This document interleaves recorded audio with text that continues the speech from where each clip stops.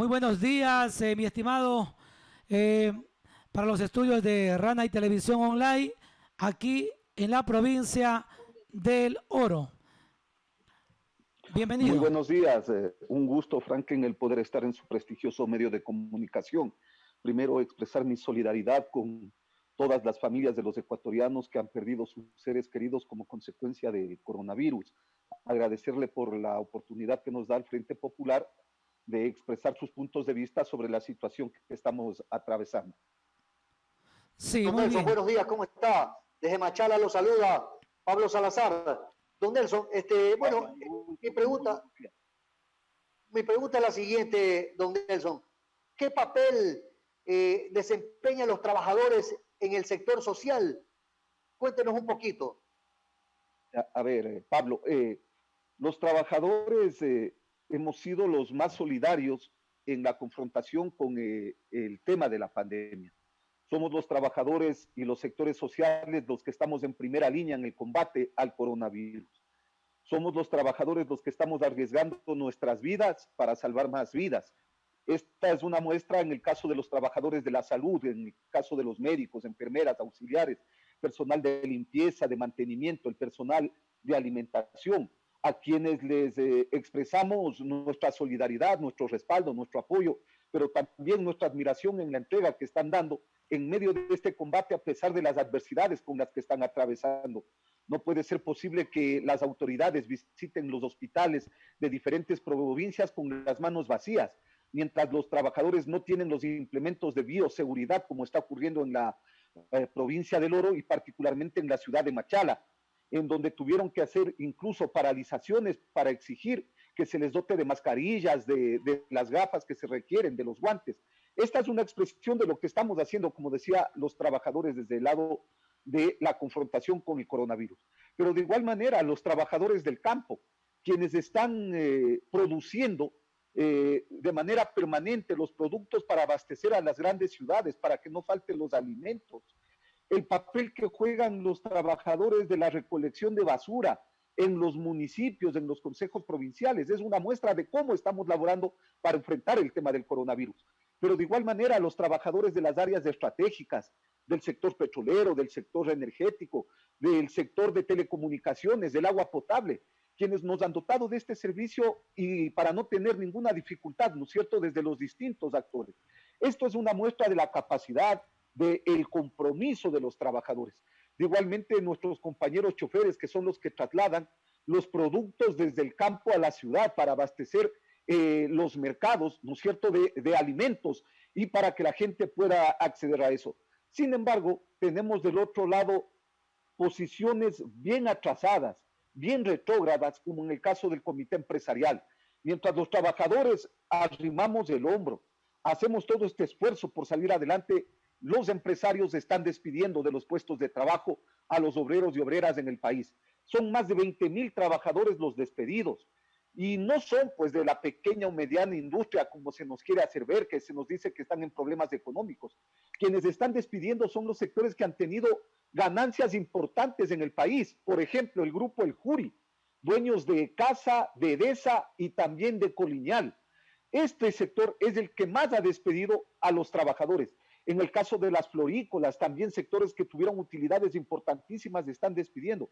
Es decir, mientras se nos dice a los trabajadores que hay que ser solidarios, que hay que levantar la lucha contra el coronavirus, tenemos como consecuencia los despidos masivos tanto en el sector público como en el sector privado. Hoy mismo ya se plantea la salida de 75,000 trabajadores en el sector público, algo inaudito cuando en otros países están garantizando la estabilidad laboral. En nuestro país, en cambio, lo que se está haciendo es despedir a los trabajadores.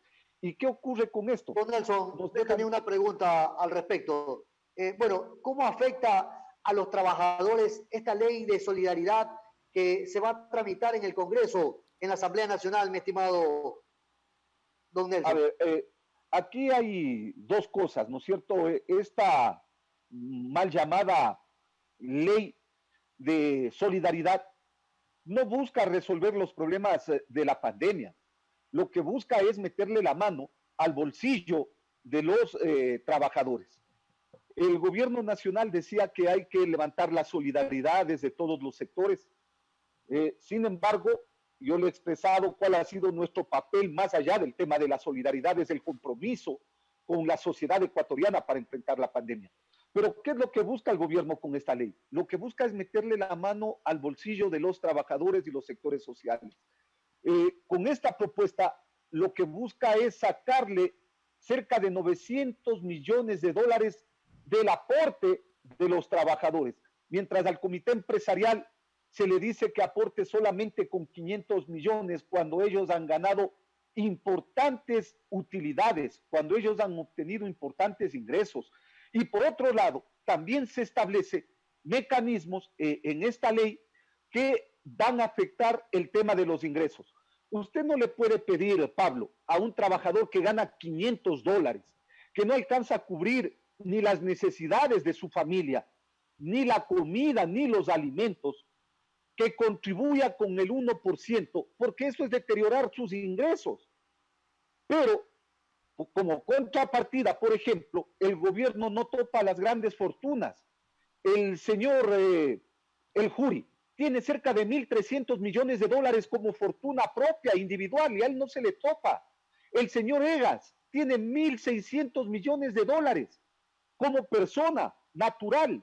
El señor Novoa, 1.800 millones de dólares. El señor Nebot, 700 millones de dólares. El señor Lazo, 800 millones de dólares. Y estos sectores no son topados. Entonces usted puede evidenciar que lo que buscan es quitarle al que menos tiene. ¿Qué es lo que hemos planteado desde ese ángulo los trabajadores? Primero, que no nos oponemos a contribuir, estamos de acuerdo, somos los más solidarios, pero creemos que el aporte debe ser de quienes ya superan el costo de la canasta familiar. Por decir, si un trabajador está con $700 de ingresos netos, libres, ese trabajador debería aportar el 1% hasta los que ganan $1.000. De $1.000 a 1.500 debería aportar el 2%. El que gana de 1.501 a 2.000, el 3%. El que gana 3.000 a 3.500, el 4%.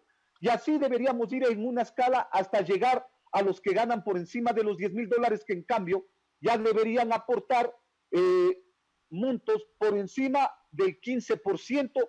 Los que ganan de 20.000 a 50.000 dólares deberían aportar el 20%. Los que ganan 25.000, de 50.000 a 100.000 dólares, el 25%. Y los que superan los 100.000, el 30% hasta los 200.000. Y los que ganan más de 200.000 deberían aportar el 25%. Estos que ganan eso, los que ganan eso, sí, yo tenía una pregunta, don Nelson. Sigue nomás. Solamente una cuestión. Los que ganan por encima de los 50.000 son los que están en el sector privado, pues los gerentes de las empresas, los presidentes de los consorcios presidenciales, los gerentes de la banca. Esos sectores deberían aportar como parte de su salario, ¿no es cierto?, este tipo de ingresos. Es decir, no se le puede pedir solamente al que gana $500 o a los que ganan un importante salario hasta cerca de 2.500 que sean los que debemos aportar. Sí, mi pregunta es la siguiente. ¿Qué pasa con estos señores que tienen estos sueldos dorados como los asambleístas, que realmente poco o nada han hecho por el país en estos 4 o 5 años que han estado como asambleístas? Y más que todo se niegan hasta ellos dar el 50% de sus salarios. ¿Qué pasa con estos sinvergüenzas que realmente no aportan nada para el país? Mire, es lamentable que la Asamblea Legislativa no haya jugado ningún papel en beneficio del pueblo ecuatoriano.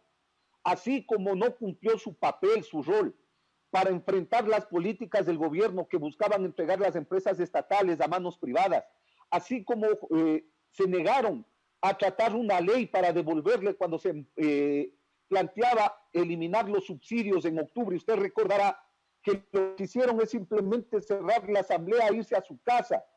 Ahora, en este mismo escenario, tampoco juegan en el papel en el hecho de legislar en favor de los trabajadores y los sectores sociales.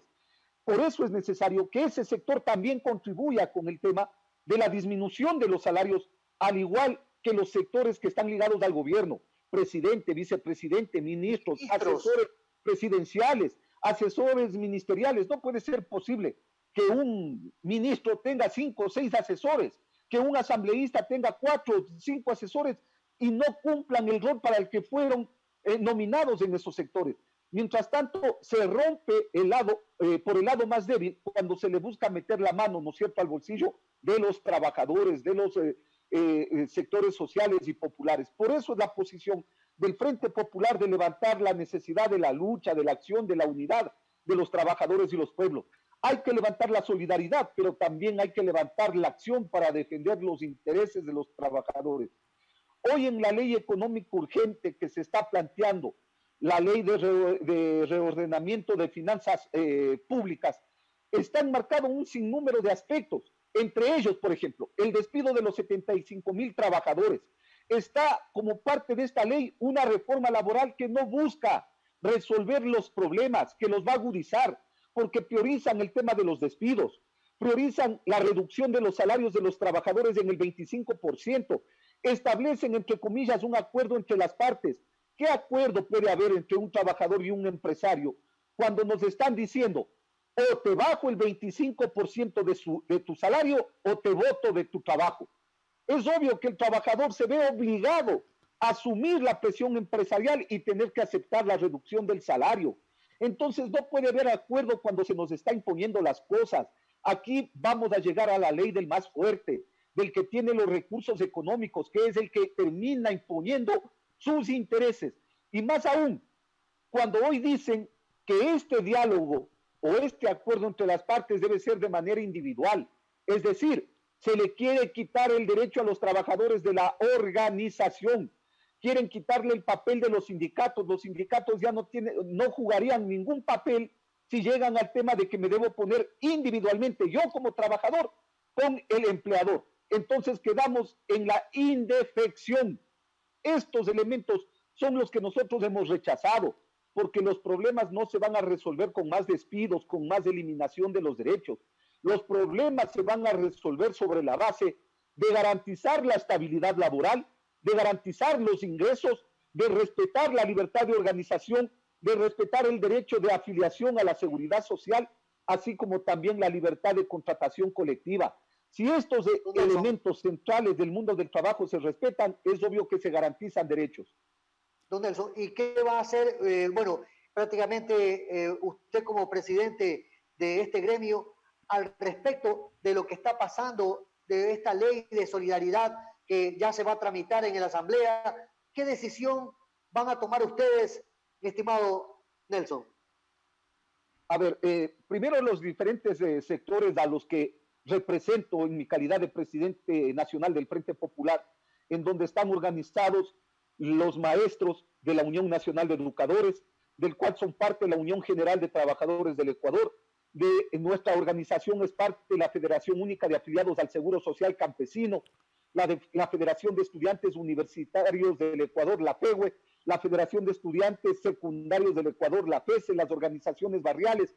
En nuestra organización están organizaciones como la CUCOMITAE, que es la Organización de los Trabajadores Autónomos, están las organizaciones como los artistas populares, las Mujeres por el Cambio, están organizaciones como la CUBE, y en ese escenario es que nosotros hemos planteado un sinnúmero de propuestas. Nosotros creemos, por ejemplo, primero, el gobierno nacional tiene la obligación en estos momentos, no de entrar a una renegociación de la deuda externa, es necesario el no pago de la deuda, ya sea vía moratoria, vía suspensión del pago o dejar de pagar hasta cuando la economía en nuestro país se reactive. Eso significaría que solo en este año tendríamos 9,000 millones de dólares para enfrentar el tema de la pandemia. Eso significaría que podríamos dotar en los hospitales de los implementos de bioseguridad para garantizar la vida de los médicos, de las enfermeras, de los auxiliares, del personal que labora en esta área. Pero adicionalmente, con esos recursos podríamos comprar 1,5 millones de kits de alimentos para la gente que no puede salir de sus casas, pero que no tiene con qué alimentarse. No es fácil decirle a una persona que vive del día a día, que es la que vende en el mercado, que es la que vende en la esquina, a veces caramelos, está vendiendo agua, que nos digan quédate en casa para que no haya el contagio. El problema es cómo se alimenta esa familia. Entonces, con el kit de alimentos que nosotros proponemos, se puede generar un aislamiento más organizado y en el cual la gente que vive del día a día tenga comida y tenga medicina. Un tercer aspecto que planteamos es la necesidad de que quien más tiene, más contribuya. En nuestro país existe, Pablo, 1.085 empresas que ganaron utilidades por 2.280 millones de dólares en el año 2019. Este sector nosotros decimos que deben cubrir el 5% de esas utilidades de entregar al fondo que se ha planteado. Eso significaría 134 millones. Tenemos 193 empresas que ganaron 1.347 millones de dólares. Ese sector que estaría en ganancias de 5 a 10 millones de dólares en utilidades podría contribuir con el 7.5%. Hay 176 empresas que ganaron 4.192 millones de utilidades y que tendría ganancias de 10 a 50 millones. Este sector debería contribuir con el 10% de esas ganancias, que significarían 419 millones. Existen 20 empresas que ganaron 2.617 millones de dólares. Este sector, que en los hechos ganó más de 50 millones de utilidades en el 2019, debería contribuir con el 15%. Esto significaría 1.026 millones de dólares y con esto no se le podría meter la mano a los trabajadores a sus bolsillos. El momento es de que quien más han ganado sobre la base de la venta de la fuerza de trabajo de los obreros y obreras en el país contribuya a darle una salida a la crisis que estamos viviendo. Y adicionalmente, creemos que debe haber un impuesto del 4% a las fortunas individuales. Yo le decía, las fortunas del señor El Juri, del señor Egas, del señor Novoa, del señor Lazo, del señor Nebot, todos ellos deberían contribuir con un impuesto por una sola vez del 4 o el 5%, que signifique recuperar también recursos para el Estado. Y adicionalmente a esto, es necesario, mi estimado Pablo, que el gobierno obligue a la banca a bajar los intereses para que la pequeña y mediana industria, que es la que da el 70% de empleo en el país, pueda acceder a nuevos préstamos a bajo interés, a un dígito por lo menos, y que con esto tenga recursos para pagar la nómina, pero también para salir adelante en la cuestión productiva. Es necesario que el IES, en vez de estar comprando los bonos de papel que le vende el Estado cuando le da la gana, vaya en ayuda de la pequeña y mediana industria y entregue también este tipo de préstamos, lo que posibilitaría efectivamente el hecho de reactivar la economía de ese sector. Pero adicionalmente decimos de que el Estado debería exonerar del pago de energía eléctrica a la pequeña industria, debería exonerarse del pago del agua potable a la pequeña industria para facilitar la sostenibilidad de esos puestos de trabajo, pero sobre todo para garantizar el sistema productivo de estos sectores. Entonces usted puede ver que sí existen posibilidades de tomar medidas que signifiquen garantizar la vida, que signifiquen garantizar el empleo, garantizar la estabilidad laboral y por ende garantizar las posibilidades de salir en mejores condiciones y de manera organizada de este escenario como es la pandemia. No podemos seguir con el juego que buscan los grandes empresarios, los grandes industriales y el Fondo Monetario Internacional de descargar la crisis en las espaldas de los más débiles, de los trabajadores, de los sectores sociales y populares. Se nos dice que es necesario organizar de acuerdo a el escenario que vivimos. Se habla de que nos vamos a demorar un buen tiempo para regresar a la normalidad y se dice que hay que regresar al tema de la educación por internet, pero en nuestro país más del 70% de jóvenes, de niños y niñas no acceden al sistema de internet porque en sus casas o carecen de internet o carecen de computadoras. o no tienen las tablets, o los teléfonos, entre comillas, inteligentes que le llaman, los utilizan sus padres para el tema del teletrabajo. Es decir, no hay las condiciones para eso y el Estado debería dotar de eso. Debería dotar de internet gratuito en todos los sectores para que los niños y niñas puedan acceder al internet. En la Amazonía ecuatoriana, mi estimado Pablo, la gente tiene que caminar, los niños menores de 10 años están caminando 6 kilómetros para llegar a un sitio donde exista internet y poder entrar a clases. Entonces, este escenario es bien complejo y hay que resolverlo de manera adecuada. Así con es. Un gobierno que facilite el acceso a este tipo de cosas. Lamentablemente, insisto una vez más, el gobierno ha priorizado el pago de la deuda, ha priorizado otras cosas y nos ha dejado a los sectores sociales en total abandono. Sí, Hoy Nelson, es la necesidad de la unidad y para ello, Franklin, Nelson Velasco, tengo Yo tenía una, una pregunta, sí, Franklin. una pregunta acá. Estamos desde el Cantón Arenillas. Un gusto, Nelson. Mi pregunta es la siguiente. Actualmente hoy en el diario de todo el país está circulando la noticia que el 1 de mayo se vienen el tema de las cacerolas como protesta desde los hogares, desde Quito, de la parte de la sierra. ¿Cómo como presidente nacional del Frente Popular, ustedes también están sumados en esta protesta el 1 de mayo, Nelson?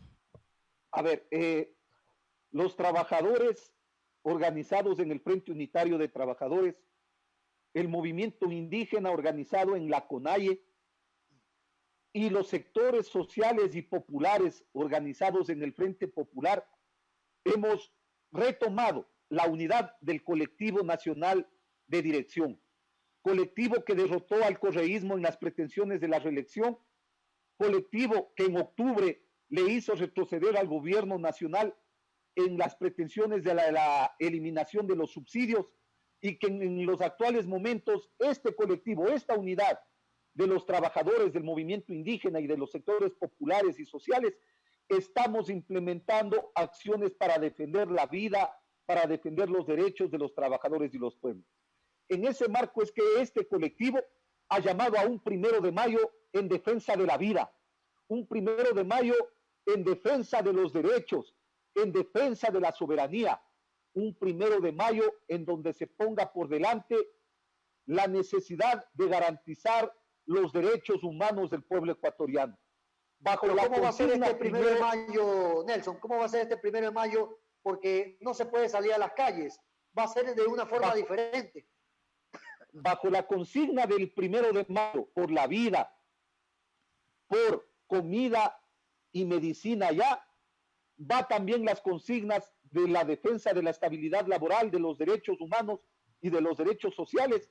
Y en ese marco nos hemos planteado todo este colectivo impulsar una jornada nacional de cacerolazos en todas las provincias, en cada una de las ciudades, en donde los trabajadores serán los actores principales, al igual que la sociedad ecuatoriana. Desde las ventanas, desde las terrazas, desde los balcones, desde las puertas de sus casas, vamos a realizar este cacerolazo a partir de las 11 de la mañana. Adicionalmente a esto, vamos a dar una rueda de prensa virtual a partir de las 9 de la mañana, en donde nos vamos a entrelazar con los medios de comunicación y en donde estarán presentes el presidente del Frente Unitario de Trabajadores, el compañero Mesías Tatamuez, el compañero Jaime Vargas, presidente de la CONAIE, el compañero Nelson Erazo, presidente del Frente Popular, al igual que estarán los presidentes de las diferentes centrales sindicales que conforman el FUT, al igual que los presidentes de las distintas organizaciones que conformamos el Frente Popular y de las organizaciones de base de la CONAIE. Desde ahí vamos a dar nuestro saludo hacia el conjunto de la sociedad a partir de las 9 de la mañana. Acción que durará 2 horas, en donde entregaremos nuestros mensajes, en donde cada dirigente estará expresando sus opiniones sobre la situación que vivimos, la propuesta que tenemos para defender los derechos, pero es un escenario distinto a los 1 de mayo, en donde el torrente de gente estaba en las calles y plazas del país. Hoy, obviamente por el escenario que no podemos salir de casa, nos vemos obligados a levantar nuestra voz con los cacerolazos y con estas acciones que vamos a implementar en las ruedas de prensa. Hacemos un llamado a los trabajadores, a los sectores sociales, a los sectores populares, a mantenernos unidos. Hoy es el momento de quedarnos en casa para defender nuestra vida, pero también para defender los derechos. Hemos alcanzado victorias importantes, Pablo y Franklin. 2 victorias importantes. Una, la destitución del señor Paul Granda, quien, por denuncias de los sectores sociales de actos de corrupción al interior de la seguridad social, tuvo que poner su renuncia.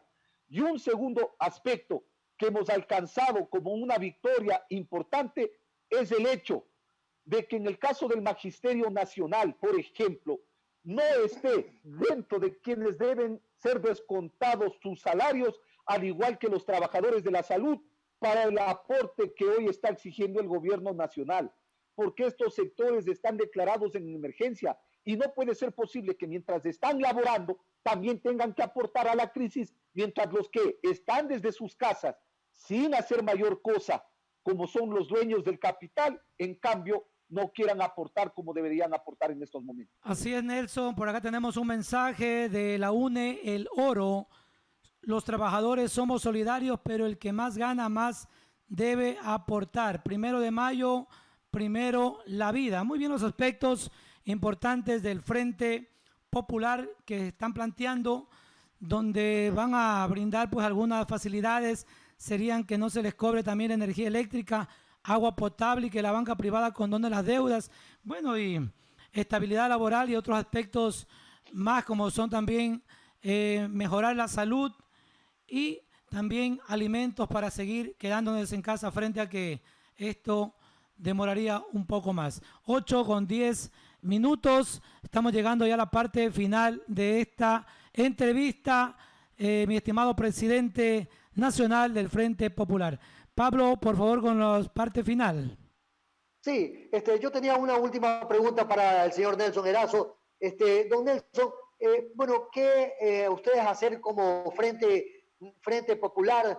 Realmente tenemos una ministra de Educación que es de nacionalidad venezolana y es el único país que nos pasa esto, que tenemos a una persona extranjera que realmente no creo que sepa muy bien cómo se maneja realmente la Dirección Nacional de Educación, y la vemos como ministra de Educación. ¿Qué decisión o qué acciones van a tomar al respecto con esta ministra que ni siquiera es ecuatoriana? Bien, Mire, Pablo, el problema va mucho más allá solamente del problema de la ministra de Educación. Si bien es cierto, esta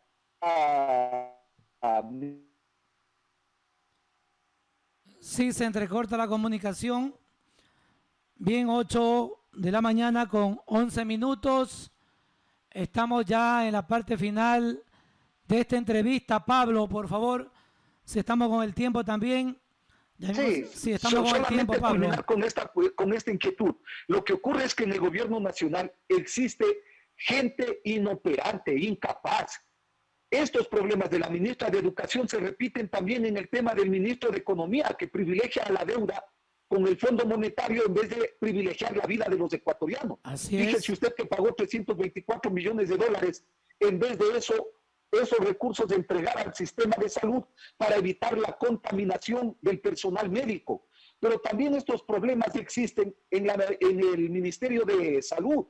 ¿Por qué me señalo esto? En la provincia del Guayas, la ministra de Salud, en vez de potenciar los hospitales, por ejemplo, la ministra anterior cerró el hospital que tenía el tema de las infecciones neumológicas, el único en el país. En vez de garantizar que eso funcione de manera adecuada, se cerró en el caso de esos hospitales. Pero también existen otro tipo de cosas.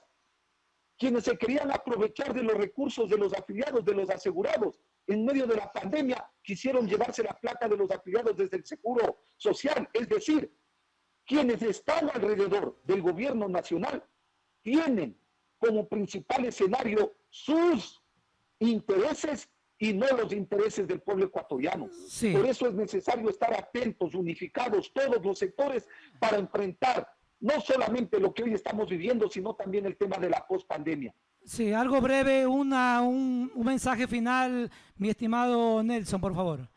Llamarle a todo el pueblo ecuatoriano, a los trabajadores, a los sectores sociales, al movimiento indígena, a los jóvenes, a las mujeres, a que este 1 de mayo participemos de manera activa en el cacerolazo, a que hagamos nuestra esta acción como rechazo a las políticas que hoy estamos viviendo, en exigencia de comida y medicina para el pueblo, en defensa de la estabilidad laboral, de salarios justos y en defensa de los derechos humanos que hoy están siendo violentados de manera permanente.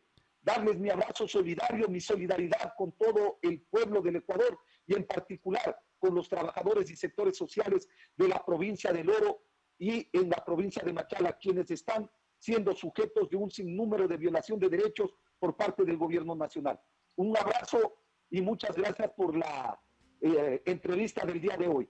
Muchas gracias.